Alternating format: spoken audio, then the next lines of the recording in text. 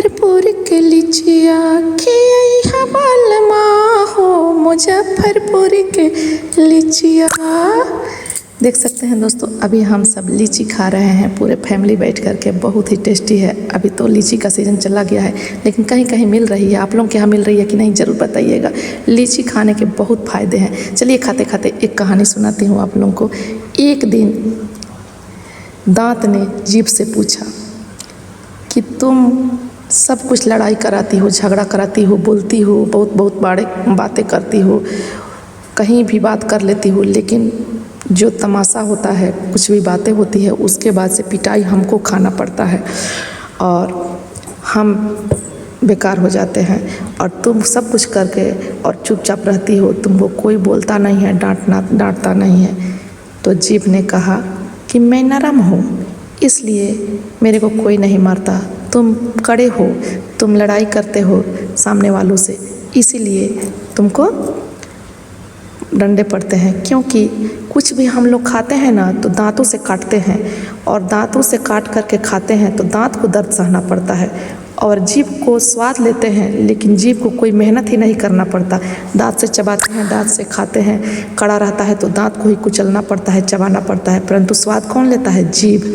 तो इसीलिए कहा गया है कि जीभ को कोई काम नहीं करना पड़ता है, लेकिन स्वाद वही लेती है।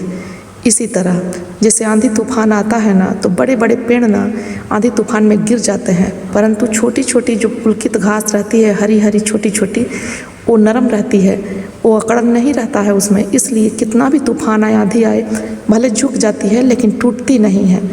और बड़े बड़े पेड़ होते हैं तो अकड़े रहते हैं, सख्त रहते हैं, तो आंधी तूफान में टूट जाते हैं। उसी तरह जीभ होता है, कोमल होता है, इसीलिए वो कभी उसको दर्द नहीं किया जाता है। और दांत होता है तो सख्त होता है, काड़ा होता है, और आगे कोई भी कुछ आता है खाने पीने वाला तो वही उससे मुकाबला करता है। उसके बाद जीभ के पास जाता है तो जीभ सिर्फ स्वाद लेती है।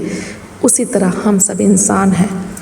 जो लोग नरम रहते हैं ना, स्वभाव से धीरे धीरे बातें करते हैं, प्यार से बातें करते हैं, शीतलता से बातें करते हैं, उनको कुछ नहीं होता है। परंतु छोटी छोटी बातों में जो अकड़ जाते हैं और आग बबूला हो जाते हैं, उनको बहुत सारा मुकाबला करना पड़ता है, बहुत सारा दर्द सहना पड़ता है। इसलिए कभी भी बहुत ही नरम से रहना चाहिए। और एक संत थे जो अपने शिष्य से बोले, मेरे मुंह में झांक कर देखो, मेरे दांत है या जीभ है। बूढ़े हो गए थे, टूट नहीं रहा था उनको कुछ।